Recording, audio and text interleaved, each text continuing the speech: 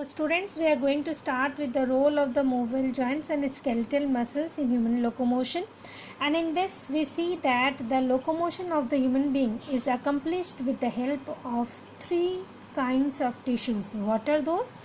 First is bones and their joint, second is skeletal muscles, and third is the tendon and the ligament. Naturally, the movement of the bones are made possible with the help of these skeletal muscles and the tendon and ligament. Okay, the tendon and ligament, these are the two important parts. When muscles are connected, when the bones and bones are connected, they are connected with the help of the ligaments, and when muscles are connected with the bones, they are connected with the help of the tendon.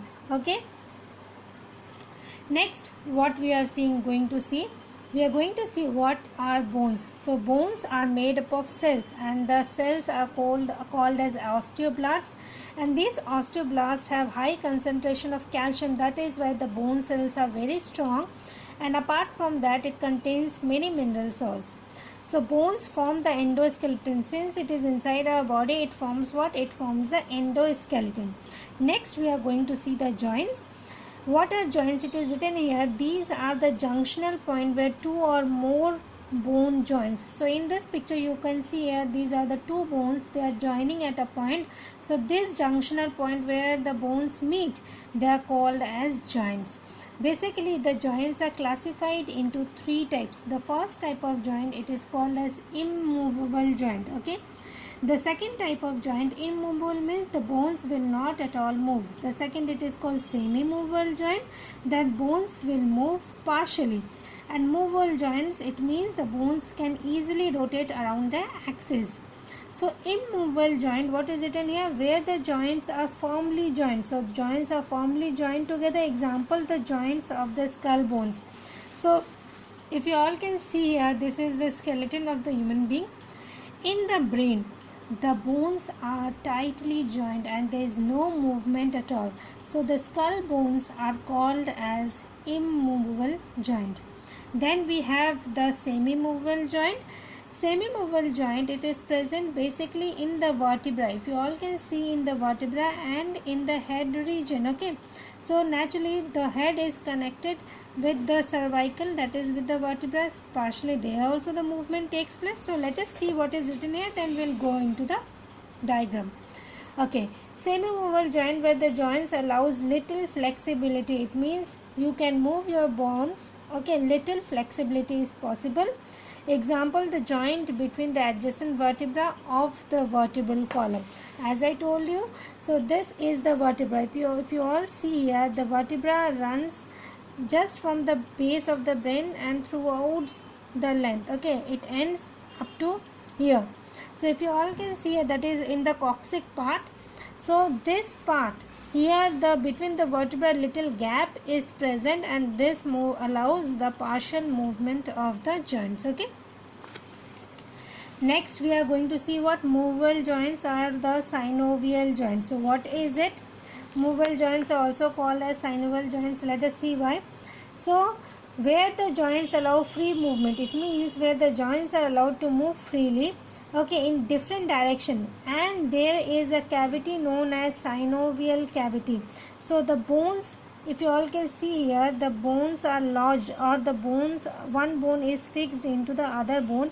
This cavity or a groove that is present, that is called synovial cavity, and this cavity is filled up with a fluid called the synovial fluid. Again I am saying, if you all can see here, okay, between the two bones there is a fluid present, that is called the synovial fluid.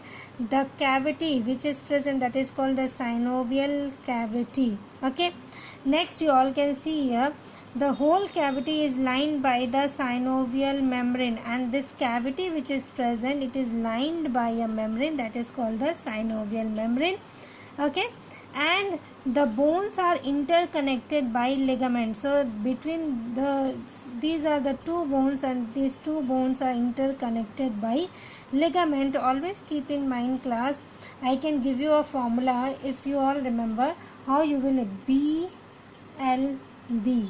Okay, if I do the full abbreviation, what does it means? Bone, ligament, okay, and then bone. So it means the two bones are connected with the help of the ligament. This is one trick to remember. BLB means bone, ligament, bone. Then you have the second one, that is called MTB. Stands for muscle. Okay, T stands for tendon and B stands for bone. Okay, so if I tell you the muscles are connected with the bones with the help of the tendons. So tendon connects, that is MTB. If I ask you what is tendon, the muscles are connected with the bones with the help of the tendon, and the short trick to remember is MTB. Okay, so BLB is stand for the two bones are connected with the ligament and the muscles are connected with the bone. So muscles are connected with the bone with the help of the tendon. Okay class, now so this was all about it. So important movable joint, we are going to see what are the important movable joint that is present. Okay, before going into that, at the tip of each bone there is a soft, so at the tip of each bone you will see there is a soft tissue present, and that is called as cartilage, which prevents the friction between the two bones. So cartilage prevents the friction between the two bones. So next we are going to see the important movable joint, that is called the ball and socket joint. Let us see what is ball and socket joint. Ball and socket joint, let me read it out and then I will show you the location. So this type of joint is formed when a rounded head, you all can see a round head is present. Okay, a rounded head called the ball of one fits into the socket of the another. So the round head of it fits into the socket of another, that is called the ball and socket joint. Example is head of humerus, that is upper arm. Let me show you. So this is the skeleton.